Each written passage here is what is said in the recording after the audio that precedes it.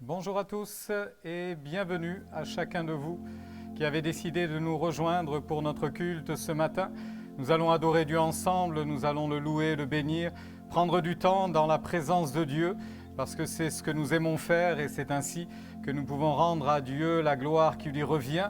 Au travers de chants qui vont être interprétés dans quelques instants, vous allez pouvoir avec nous entrer dans la présence de Dieu, l'adorer, le louer et puis profiter de ces instants.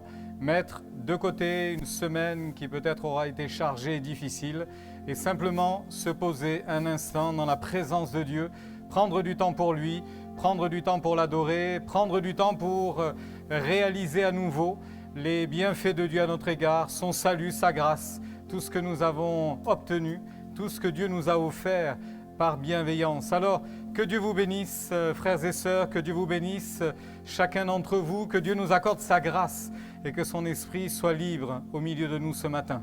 On écoute à la fois ces chants et on apporte notre concours à cette louange et à cette adoration. Que le Seigneur nous bénisse les uns et les autres.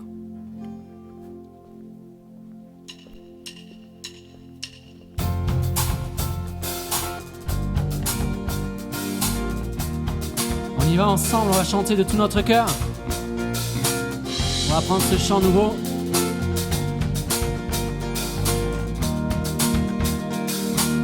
Quand la nuit est tombée, l'angoisse surgit, sans fin tu m'appelles. Quand ma foi faiblit et l'espoir tarit, tu es mon appui, on le déclare. Lorsque je suis là, découragé, tu es tout pour moi. Désormais je veux persévérer, car tu es avec moi, tu es avec moi. Ton amour m'environne, m'élève plus haut. Il résonne dans mon âme, tel un écho. Ton amour m'environne, m'élève plus haut. Il résonne dans mon âme, tel un écho, écho en mon âme. Oh, oh, oh, oh, oh, oh.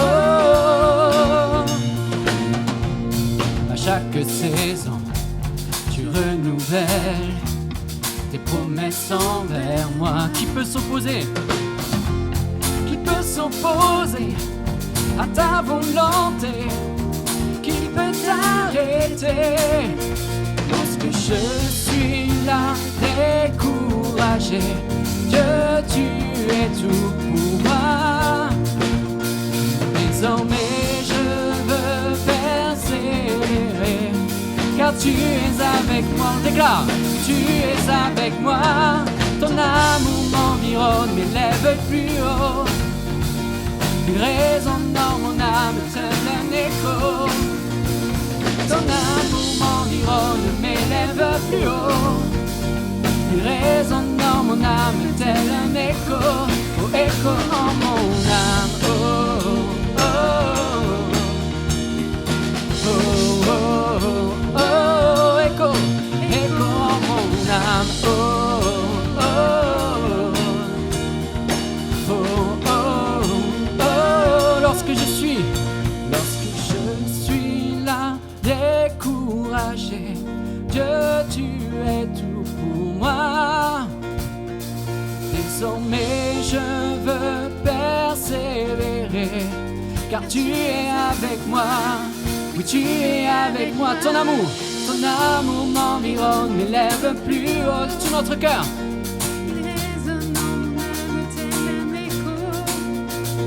Ton amour m'environne, m'élève plus haut. Il résonne dans mon âme, tel un écho. Ton amour m'environne, m'élève plus haut. Il résonne dans mon âme, tel un écho. Ton amour m'environne, m'élève plus haut. Il résonne dans mon âme, tel un écho de tout notre cœur. Écho en mon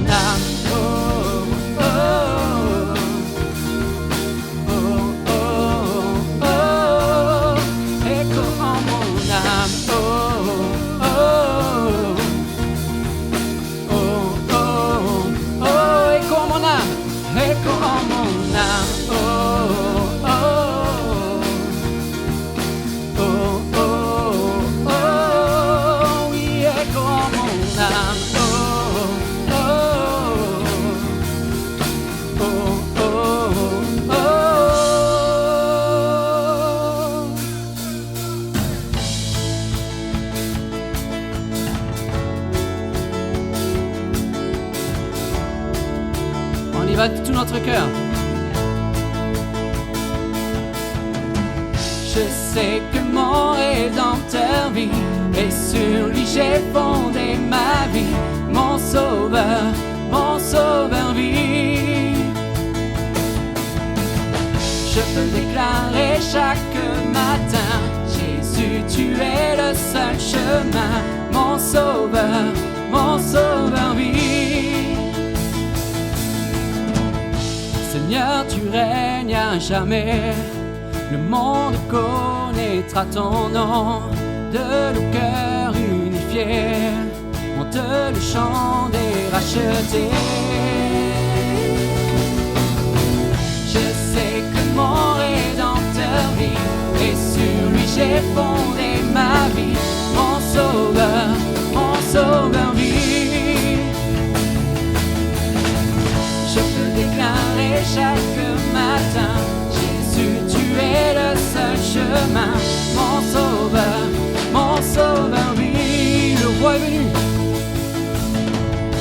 Le roi est venu du ciel, et tout l'enfer tremble à son nom. La victoire à jamais, c'est le chant des rachetés. On déclare. Je sais que mon Rédempteur vit, et sur lui j'ai fondé ma vie. Mon Sauveur vit. Je peux déclarer chaque matin, Jésus, tu es le seul chemin. Mon Sauveur vit. De tout notre cœur, mon Sauveur vit. Mon Sauveur vit. Mon Sauveur vit. Mon Sauveur vit. Mon Sauveur. Mon Sauveur vit. Mon Sauveur vit. Mon Sauveur vit. Mon Sauveur vit. Mon Sauveur vit. Mon Sauveur vit. Mon Sauveur vit. Mon Sauveur vit. Mon Sauveur vit. Je sais que mon Rédempteur vit, et sur lui j'ai fondé ma vie. Mon Sauveur vit. Je peux déclarer chaque matin, Jésus, tu es le seul chemin. Mon Sauveur vit. Une dernière fois de tout notre cœur ce matin. Je sais que mon Rédempteur vit, et sur lui j'ai fondé ma vie. Mon Sauveur vit. Je peux déclarer chaque matin, Jésus, tu es le seul chemin. Mon Sauveur vit.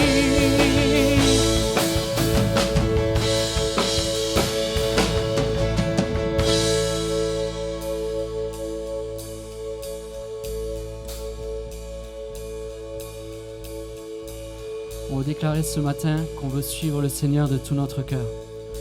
Je crois que Jésus a payé un grand prix pour notre vie. Il a payé vraiment, il a tout donné pour qu'on puisse être sauvé, pour qu'on puisse le célébrer. Et ce matin, là, dans ton salon, dans ta chambre, je ne sais pas où tu es, je veux juste t'inviter à déclarer avec nous, Jésus, je te suivrai. Ce chant est vraiment tellement puissant lorsqu'on en réalise toute la dimension. Ce matin, que tu puisses, comme peut-être la toute première fois, dire à ton Sauveur, à ton Jésus, je te suivrai, on y va ensemble.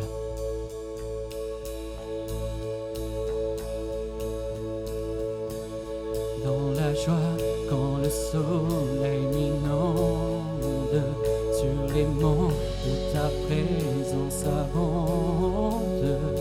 Oh. Jésus, je te suivrai. Dans la peine, quand mon âme sombre, dans la vallée du deuil et de l'ombre. Oh.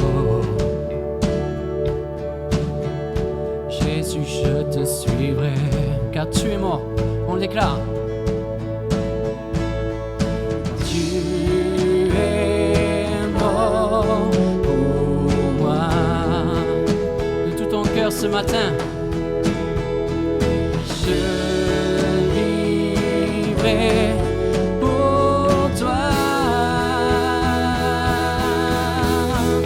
Tu t'es offert sans rien garder. Tu as souffert pour me sauver.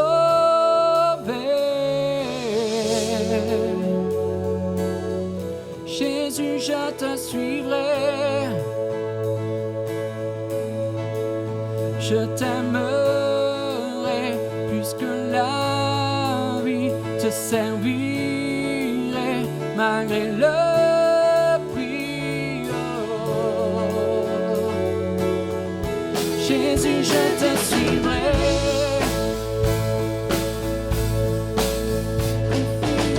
Quand ma foi est profonde, dans le doute, quand ma peine semble fondre,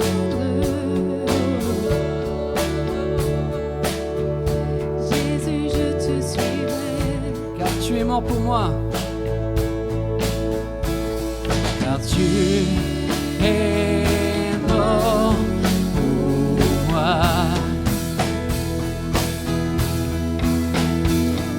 Je vivrai pour toi. Oh, tu t'es offert sans rien garder. Tu as souffert pour nous sauver. Jésus, je te suivrai. Je t'aimerai plus que la vie. Te servirai malgré le prix. Oh. Jésus, je te suivrai. Oh,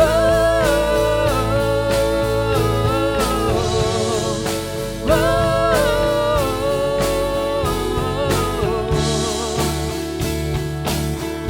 Jésus, je te suivrai. Oh,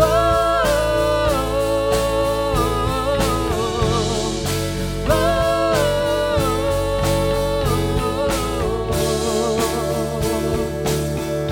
Jésus, je te suivrai, car tu es mort, car tu es mort pour moi. Je vivrai, oui, je vivrai pour toi. Tout notre cœur ce matin, tu t'es offert sans rien garder. Tu as souffert pour nous sauver.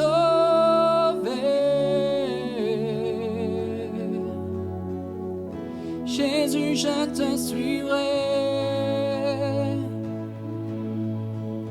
Je t'aimerai plus que la vie. Te servirai malgré le prix. Oh. Jésus, je te suivrai. Louons-le de tout notre cœur ce matin. Alléluia. Tu t'es offert sans rien garder. Tu as souffert pour nous sauver.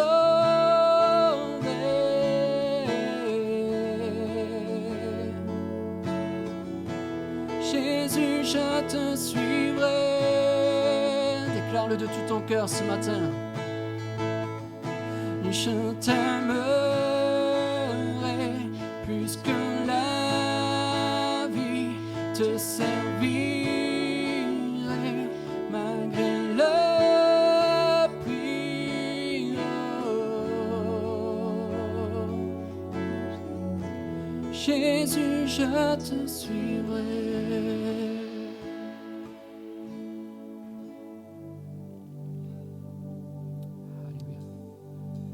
C'est bon de pouvoir déclarer ça comme si c'était la toute première fois. Jésus, je te suivrai. J'aimerais poursuivre avant de laisser la place à la prédication avec ce chant qui nous dit « Tu es notre Dieu ».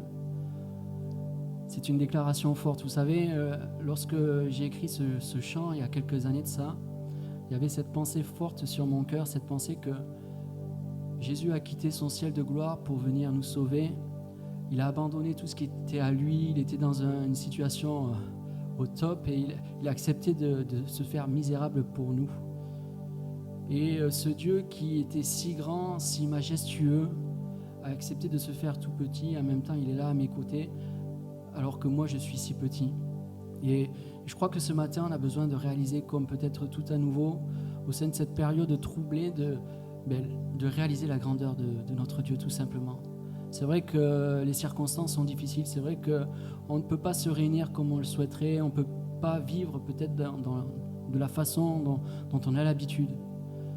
Mais notre Dieu est tellement plus grand que cela. C'est tellement bon de pouvoir réaliser ça ce matin. Alors au cœur de cette tempête, au cœur de cette difficulté qui peut-être touche ton cœur particulièrement, j'ai envie de t'encourager, mon frère, ma soeur, à chanter ça. Il est mon Dieu, majestueux, il est au-delà de ce que je peux imaginer. Alors vraiment là dans ton salon, dans ta chambre, que tu puisses saisir ces paroles, les faire tiennes et avoir ce temps avec le Seigneur.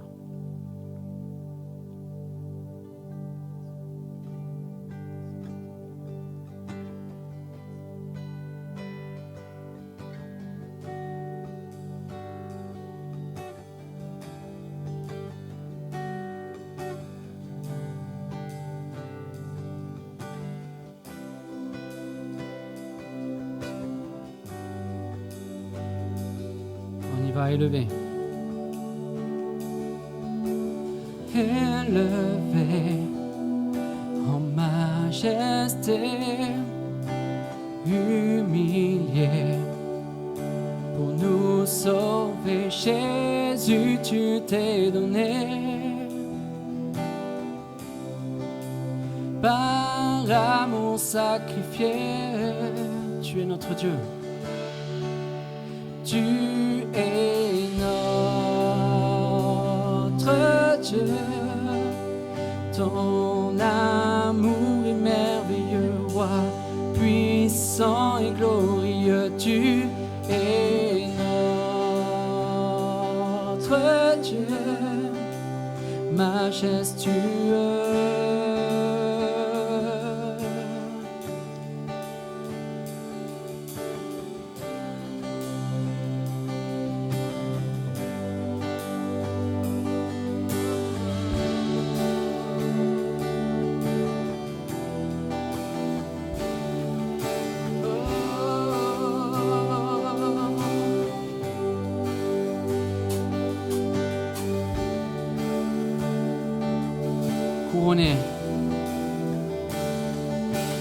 Couronné et glorifié, prêt pourtant à tout quitter. Jésus, tu es venu,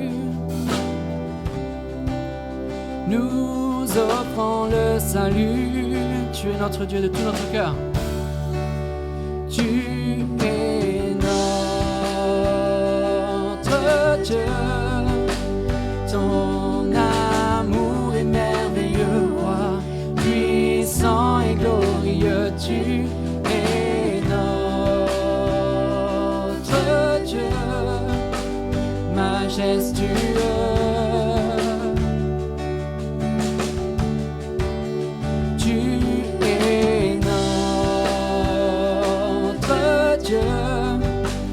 Ton amour est merveilleux.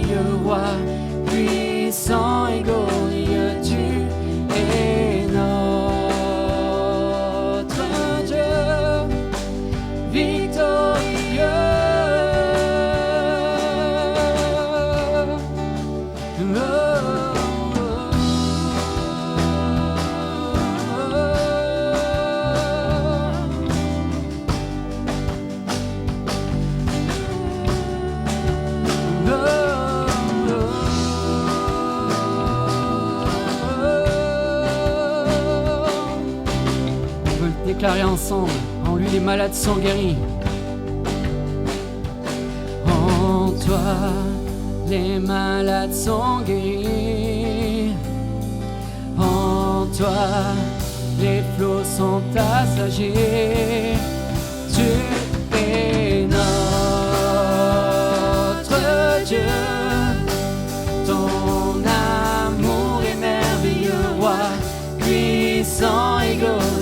Tu es notre Dieu, majestueux.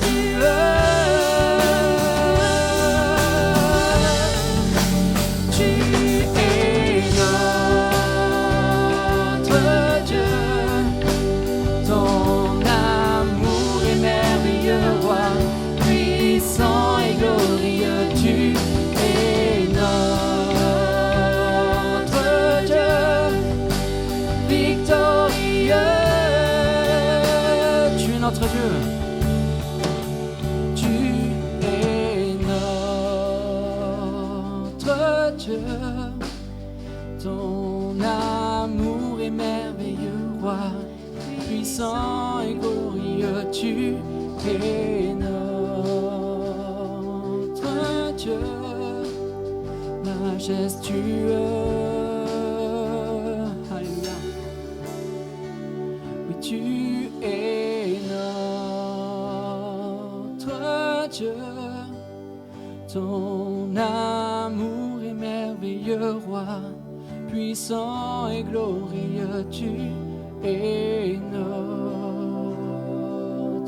Dieu, victorieux.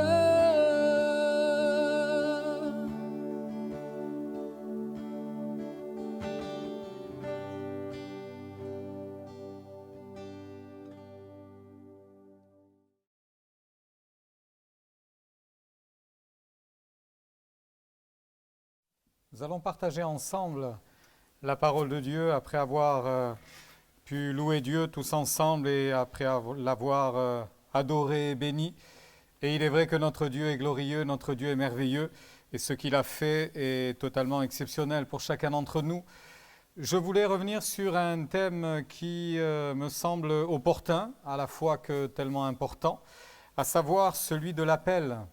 Nous l'avons entendu, Jésus a quitté son ciel, il est descendu sur la terre, il est venu vers nous et en décidant de venir jusqu'à nous, il est venu frapper à la porte de nos cœurs. Et en frappant à la porte de notre cœur, il nous a lancé un appel, celui de le suivre. Je vous inviterai à faire une première lecture avec moi dans l'évangile de Jean, au chapitre 20 et verset 30. Nous allons terminer le chapitre 20 et commencer le chapitre 21.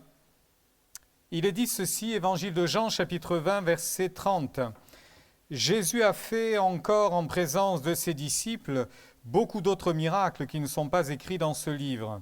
Mais ces choses ont été écrites afin que vous croyiez que Jésus est le Christ, le Fils de Dieu, et qu'en croyant, vous ayez la vie en son nom. Après cela, Jésus se montra encore aux disciples sur les bords de la mer de Tibériade. Et voici de quelle manière il se montra. Simon-Pierre, Thomas appelé Didyme, Nathanaël de Cana en Galilée, les fils de Zébédée et deux autres des disciples de Jésus étaient ensemble. Simon-Pierre leur dit « Je vais pêcher » et ils lui dirent « Nous aussi, nous allons avec toi. Amen. » Le chapitre 20, les derniers versets que je vous ai lus sont dans le chapitre 21. Mais le chapitre 20 clore l'histoire de Jésus sur la terre. Tout est accompli, de la crèche à la croix, on pourrait dire du ciel à l'enfer, puisqu'il a été prêché aux esprits qui autrefois étaient emprisonnés, nous dit l'apôtre Pierre, et pour ainsi dire du trône au trône. Il est descendu sur la terre, il est remonté aux cieux, aujourd'hui il est au ciel. Et quand on arrive à la fin de ce chapitre 20, c'est la conclusion. J'ai envie de dire qu'il n'aurait pas dû y avoir de chapitre 21.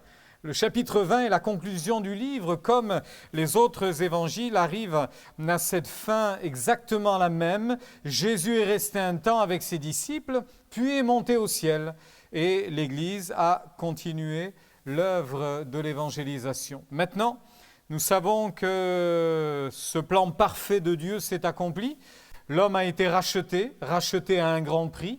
Nous avons été sauvés à un grand prix. Tout cela a coûté la mort de Jésus à la croix. Et maintenant que Jésus est au ciel, c'est le Saint-Esprit qui poursuit l'œuvre au travers de chacun d'entre nous et au travers de l'Église. Cela me ramène à cette parole que Jésus a prononcée sur Pierre dans l'Évangile de Luc, au chapitre 5 et au verset 10. Il est question des disciples qui vont aller pêcher toute la nuit sur le lac de Tibériade et ils ne prendront rien. Et Jésus va accomplir un miracle pour eux en faisant ce que l'on a reconnu comme la pêche miraculeuse. Mais il dira ceci à Pierre, et ceci est la chose la plus importante dans le fond. Il lui dira ainsi, « Tu seras pêcheur d'hommes maintenant. Tu as été pêcheur durant une grande partie de ta vie, mais je ferai de toi, ne crains point, Pierre, tu seras pêcheur d'hommes. » Ainsi, c'est la découverte pour les disciples comme pour le monde du ministère de Jésus. On retrouve dans l'Évangile de Luc, au chapitre 2 et au verset 8, au moment où Jésus naît, il nous est dit que des bergers dans les collines vont se rendre compte qu'il se passe quelque chose d'assez étonnant. Et l'Écriture nous rappelle qu'à ce moment-là, dans cette contrée où des bergers faisaient passer leur veille de la nuit pour garder les troupeaux, un ange du Seigneur leur apparut et la gloire du Seigneur resplendit autour d'eux.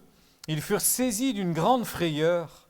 Mais l'ange leur dit, « Ne craignez point, car je vous annonce une bonne nouvelle qui sera pour tout le peuple le sujet d'une grande joie. C'est qu'aujourd'hui, dans la ville de David, il vous est né un sauveur qui est le Christ, le Seigneur. » Jésus est venu sur la terre, intronisé, pour ainsi dire, par cette parole qui vient du ciel.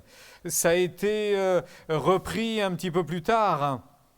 Nous le trouvons dans un autre passage de l'Écriture au travers des paroles de Jean-Baptiste qui lui-même va s'adresser à ses propres disciples alors que Jésus passe par là au bord du lac. Il s'adresse à eux en disant « Voici l'agneau de Dieu qui ôte les péchés du monde. Voici l'agneau de Dieu qui ôte les péchés du monde. » Et il va poursuivre dans ce texte, il répétera ceci, « Il m'a précédé, l'Esprit de Dieu s'est posé sur lui, il est littéralement le Fils de Dieu. Je suis venu baptiser d'eau, mais lui vous baptisera du Saint-Esprit. » Tout est dit depuis le début. Tout est dit depuis le début et tout va se confirmer par la suite. Mais dites-moi, Pierre et les autres, quelle aventure! Quelle aventure, quel honneur d'avoir été introduit dans ce ministère de Jésus pendant plusieurs années. Mais c'est extraordinaire ce qu'ils ont vécu à ce moment-là. Dans l'Évangile de Matthieu, au chapitre 7, je vous disais à l'instant que le ministère de Jésus s'est confirmé, bien sûr. Chapitre 7, versets 28 et 29, il est dit ceci. « Après que Jésus eut achevé ses discours, la foule fut frappée de sa doctrine, car il enseignait comme ayant autorité et non pas comme leurs scribes. » Par ailleurs, dans l'évangile de Jean, au chapitre 6 et au verset 2 encore, une grande foule le suivait parce qu'elle voyait les miracles qu'il opérait sur les malades. Et pratiquement à la fin de son ministère, on arrive dans les derniers jours, Jésus entre dans la ville de Jérusalem, assis sur un ânon, et voici que la foule s'est amassée sur les bords et acclame et célèbre la rentrée de Jésus en Jérusalem avec ces mots, Matthieu chapitre 21 verset 9, « Hosanna au fils de David, béni soit celui qui vient au nom du Seigneur, Hosanna dans les lieux très hauts. » Nous vivons cela avec le recul des Écritures et nous ne sommes pas dans le contexte, nous ne sommes pas dans le bain de cette histoire. Mais vous en conviendrez comme moi qu'il suffit de lire de tels passages pour que notre cœur brûle d'excitation en se disant mais quelle belle expérience, que d'expériences n'ont-ils pas vécu? Alors pour le monde entier, la venue de Jésus était une découverte. Pour Pierre, à qui Jésus dira « Tu seras pêcheur d'hommes », mais non pas que lui, bien sûr, il en choisit 12, qu'il prendra avec lui, qu'il enseignera. Ils rentreront dans ce travail extraordinaire du salut du monde, du salut des nations. Quelle expérience! Quel moment extraordinaire! Quel moment incroyable! Et puis il y a eu l'engagement, après la découverte, il y a eu l'engagement, et c'est ainsi que Pierre et les autres se sont engagés. Par 2 fois, Jésus va envoyer ses disciples en mission dans l'évangile de Matthieu, au chapitre 10 et au verset 1er, après avoir pris le temps et le soin de choisir les 12 apôtres, il va les envoyer en mission et il va leur ordonner d'aller et de porter ce message. Il leur dira d'ailleurs même ceci au verset 8, « Guérissez les malades, ressuscitez les morts, purifiez les lépreux, chassez les démons. » Les disciples vont partir, les 12 vont partir ainsi et ils vont accomplir exactement ce que Jésus leur a enseigné. Nous ne sommes que dans les premiers temps, dans la première année de ce ministère extraordinaire. Et il leur dit ceci, allez, prêchez la bonne nouvelle. Il va y avoir des miracles, il va y avoir des prodiges, des délivrances extraordinaires. Et c'est exactement ce qui s'est passé. Quelque temps plus tard, il va en choisir 70 autres. Luc, chapitre 10, verset 1er. 70 autres avec la même mission, avec le même souhait, avec le même désir. Il désigne 70 autres disciples et il les envoya 2 par 2 devant lui dans toutes les villes et dans tous les lieux où lui-même devait aller. L'Écriture nous dit un peu plus loin d'ailleurs que quand ils vont revenir de cette expédition, quand ils vont revenir de cette mission, mais c'est exceptionnel, toujours dans Luc, un peu plus loin au verset 18, il nous est dit que tout excité devant tous les miracles qu'ils auront vus, Jésus va leur répondre « Mais je voyais Satan tomber du ciel comme un éclair. » Je voyais Satan tomber du ciel comme un éclair. C'est ainsi que les disciples ont vécu le ministère de Jésus. C'est ainsi que nous vivons aujourd'hui cette réalité de l'Évangile.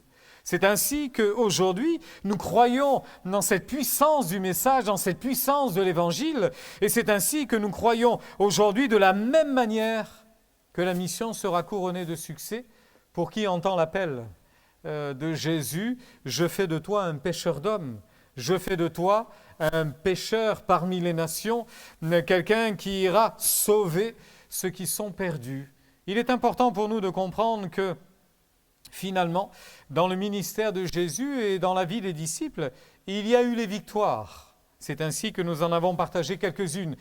Et puis il y a eu les défaites, il y a eu les victoires. On revient sur ces miracles exceptionnels, extraordinaires. Je parlerai de miracles individuels, quand il guérit le lépreux, quand il soulage celui qui est aveugle, quand il apporte la guérison à cette personne infirme, et tant d'autres d'ailleurs. Mais combien de miracles ont été faits pour une dizaine, une centaine, des milliers? Je pense à ces milliers qui ont été nourris, alors que la foule était rassemblée devant lui, affamée. Jésus va prendre quelques pains, quelques poissons, et va nourrir une si grande foule. Des miracles par milliers, des miracles en grand nombre, ce qui nous ramène à ce qui était dit à la fin de cet évangile de Jean, je vous l'ai cité. Écoutez simplement, je remets ainsi dans le contexte ces paroles. Jésus a fait d'autres miracles qui ne sont pas écrits dans ce livre, mais si ces choses ont été écrites, c'est afin que vous croyiez que Jésus est le Christ. Jésus a fait tellement de miracles, dira l'apôtre, que la terre entière ne suffirait pas à contenir tous les livres qu'il aurait fallu écrire pour cela.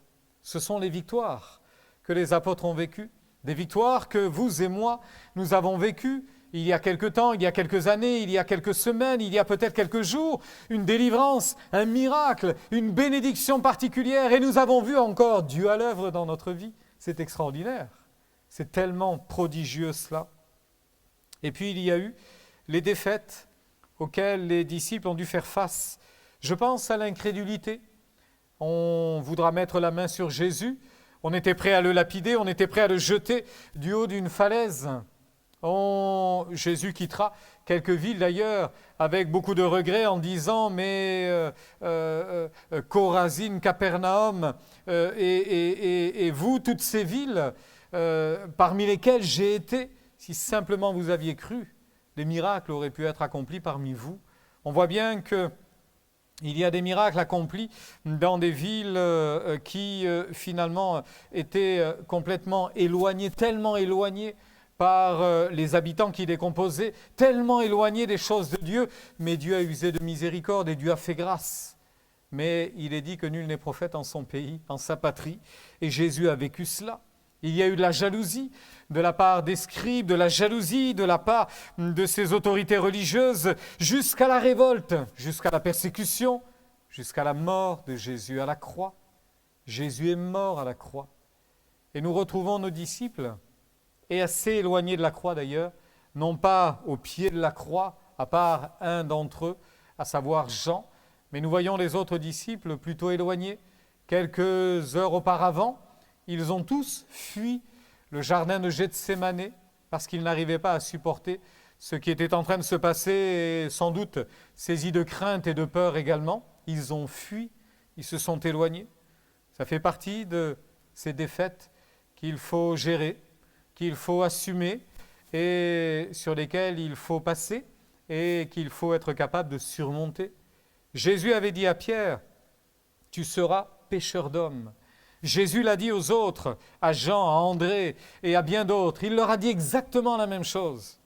Sauf que, quand Jésus a été crucifié, les disciples sont rentrés à la maison, se sont enfermés et n'ont plus osé sortir, complètement écrasés par le poids de l'échec, se disant « Mais qu'est-ce qui s'est passé ?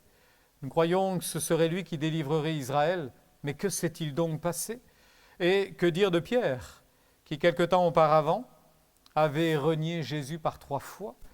Vous vous rendez compte que les derniers moments que Pierre passera avec Jésus sur la terre, le dernier regard qu'ils peuvent s'échanger, Pierre le pense ainsi d'ailleurs, avant la croix, avant la mort de Jésus, c'est précisément lorsque Pierre renie Jésus par 3 fois. Vous imaginez à la mort de Jésus, malgré que Jésus avait dit qu'il ressusciterait. Malgré que certaines soient venues du tombeau rapidement, malgré que Pierre, à la nouvelle de la résurrection, ait couru vers le tombeau, il n'empêche que quelque chose est resté dans le cœur de Pierre. Et il lui semble bien difficile maintenant de croire qu'il soit encore un pêcheur d'hommes. Je vous disais tout à l'heure que ce chapitre 21 arrive à un drôle de moment, puisque le chapitre 20, c'est la fin de l'histoire. Pourquoi a-t-il fallu ce chapitre 21 ? Sans doute pour entendre les paroles de Pierre qui, quelque part, sont à tomber par terre. On se dit, mais c'est pas possible. C'est pas Pierre qui dit une chose pareille. Je reviens sur ces paroles. Simon-Pierre, avec d'autres, Thomas, Nathanaël, et puis d'autres encore, Simon-Pierre s'adresse aux autres. Il les regarde et il leur dit, je vais pêcher. Je retourne à ma barque, je retourne sur le lac et je m'en vais pêcher. Vous me direz qu'il n'y avait rien de mal à cela, évidemment, certainement pas, rien de mal à cela. Mais ce qui me surprend, c'est que Jésus a fait de Pierre un pêcheur d'hommes. Vous comprenez qu'il l'a introduit dans le service. Et que là, on a l'impression que Pierre se dégage de son service. On a le sentiment que Pierre ne veut plus aller dans ce service-là. Oh, il y a des raisons à cela, et tout le chapitre 21 nous en donne une merveilleuse explication, et surtout une sortie de crise exceptionnelle, là encore, grâce à Dieu, grâce à l'intervention de Jésus. Mais tout de même, l'histoire, l'aventure ne peut pas s'arrêter sur un « je vais pêcher ». C'est pas possible que l'histoire s'arrête comme cela. C'est pas possible qu'après avoir vécu cette aventure pendant quelques années, les uns et les autres se disent « c'était bien ».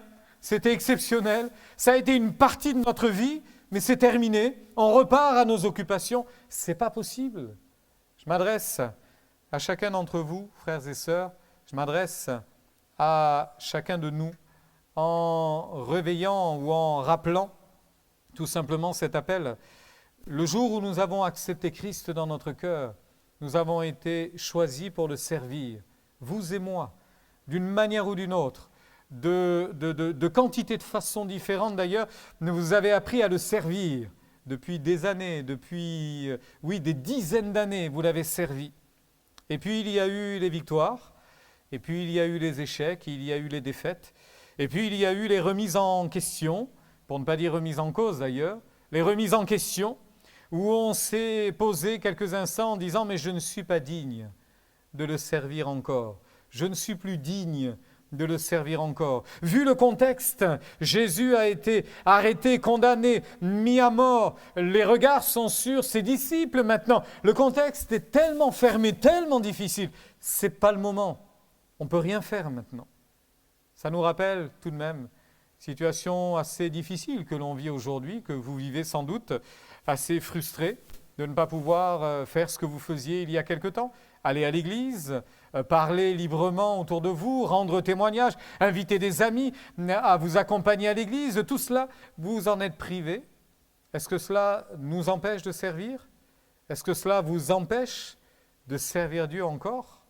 Est-ce que Jésus ne savait pas ce que nous vivrions aujourd'hui, là, maintenant, précisément? Évidemment oui, évidemment que oui. Alors, ça ne peut pas s'arrêter sur un « je m'en vais pécher, je retourne à mon métier, je retourne à mon travail », ce n'est pas possible. On comprend que Pierre est découragé, sans doute assez troublé, peut-être même perdu dans ses pensées d'ailleurs, perdu quant à son avenir. Je vous rappelle qu'il a renié Jésus 3 fois. Il l'a renié 3 fois. Le reniement, mais c'était avec des imprécations. Ce genre d'attitude, ce genre de reniement, mais il n'y a pas pire. Il n'y a pas pire dans le fond. Il n'y a pas plus terrible que cela. Vous pensez que Pierre pouvait se lever le lendemain matin en disant « Seigneur, tout va bien pour moi, j'espère que tout va bien pour toi ». Ça semblait difficile. Il se sent sans doute, et sans aucun doute d'ailleurs, assez affaibli par cette circonstance. Jésus n'est plus là, physiquement. Sans sa présence, puisque Jésus n'est pas là, c'est terminé. Qui faisait les miracles? Qui a multiplié les pains? Qui a soulagé les lépreux? Qui a ordonné aux démons de s'en aller, même s'il nous en a donné le pouvoir? Et nous l'avons fait quelquefois. C'était sous son autorité et il était là. Il était là. Maintenant, il n'est plus là. C'est une réaction à vue humaine. C'est une réaction simplement en analysant ce qui lui restait, ce qu'il avait entre ses mains. Et il en arrive à la conclusion qu'il ne peut plus rien faire. Jésus n'est plus là, il n'est plus présent au milieu de nous. C'est terminé, l'œuvre s'arrête. C'est à cela qu'il nous faut réfléchir un instant, parce qu'on ne peut pas évidemment oublier la culpabilité de ces dernières paroles de Pierre, comme je vous le disais, et sans doute s'est-il disqualifié lui-même, sans doute a-t-il réalisé qu'il n'était plus digne de servir Dieu. Finalement, il a tout raté. Finalement, ça avait bien commencé, il avait bien démarré, et puis sans doute orgueil, vanité, il a cru qu'il pouvait entrer dans la cour pour être au plus près de Jésus sans être gêné d'aucune façon, sans être inquiété. Et puis quand les questions se sont fait plus pressantes sur lui, là la peur l'a envahi, là la peur l'a saisi. Finalement, il a effectivement échoué. Il avait dit qu'il irait avec Jésus jusqu'à la mort. Si tous t'abandonneraient, je ne t'abandonnerai pas. Il a lamentablement échoué.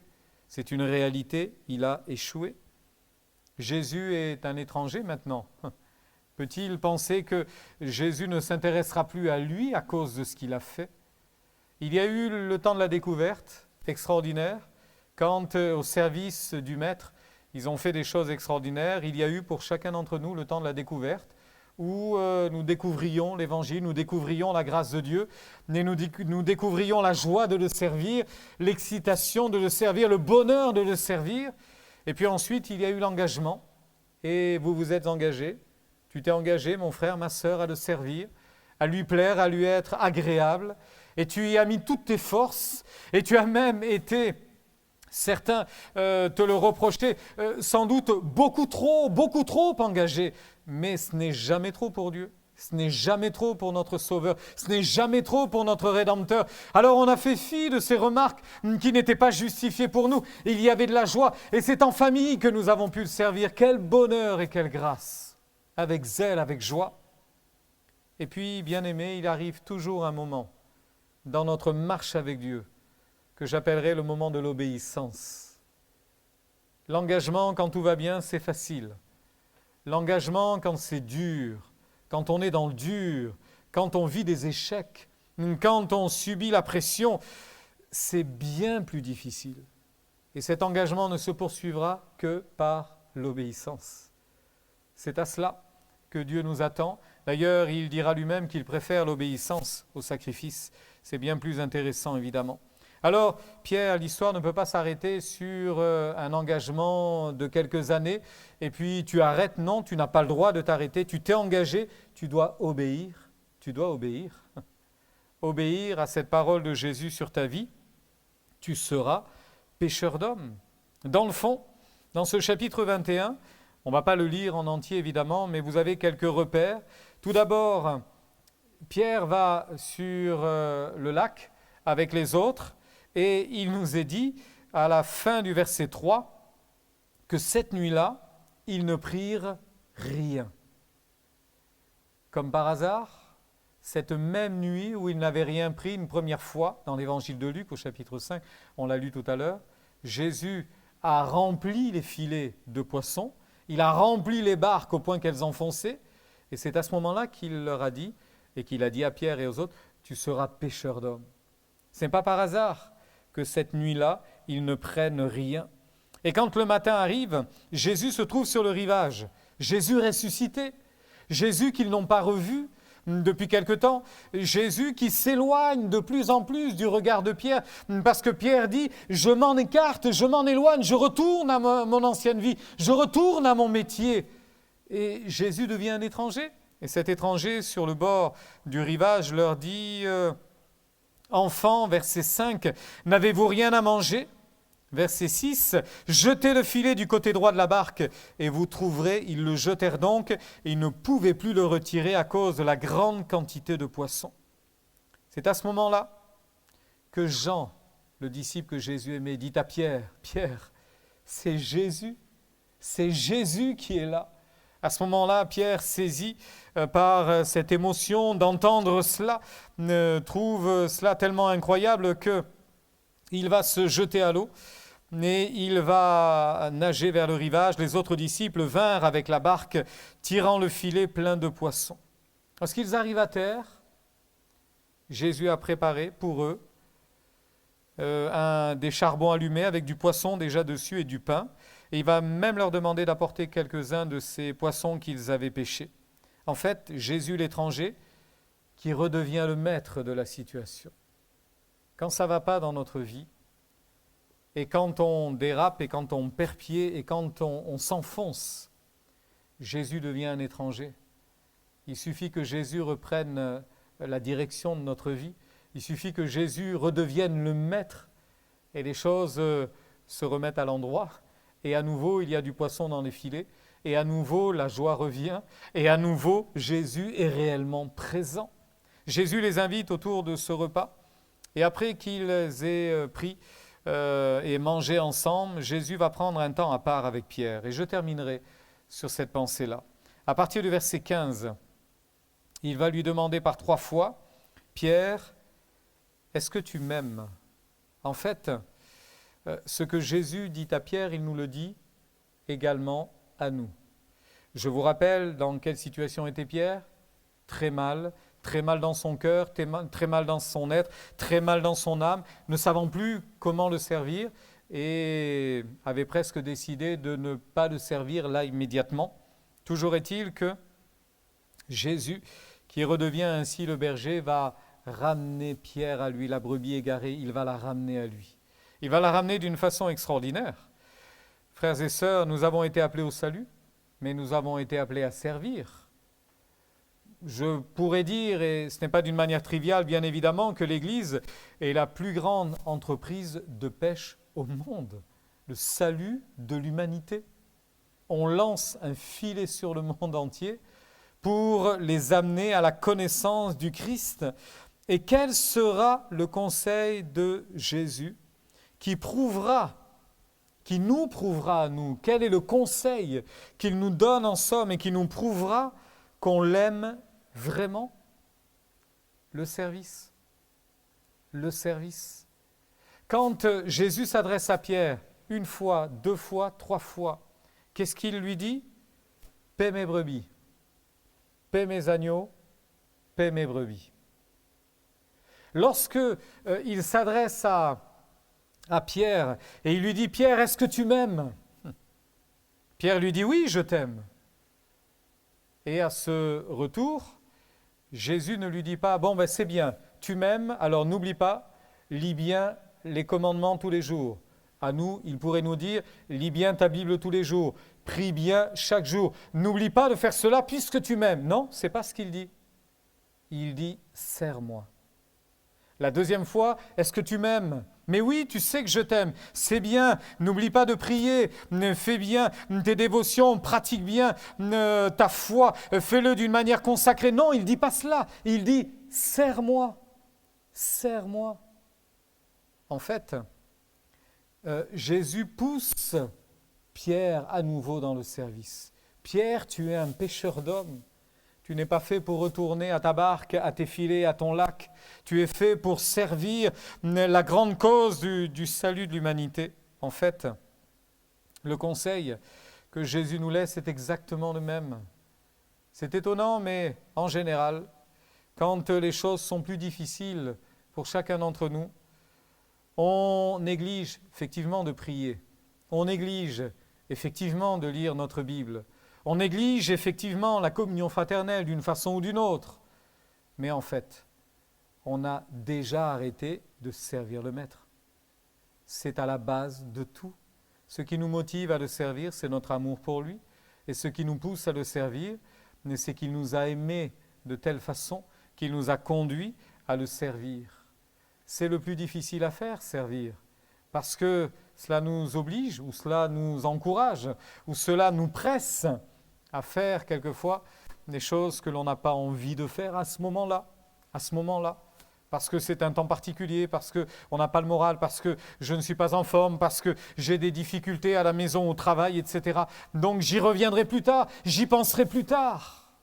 Servir, c'est un acte d'obéissance.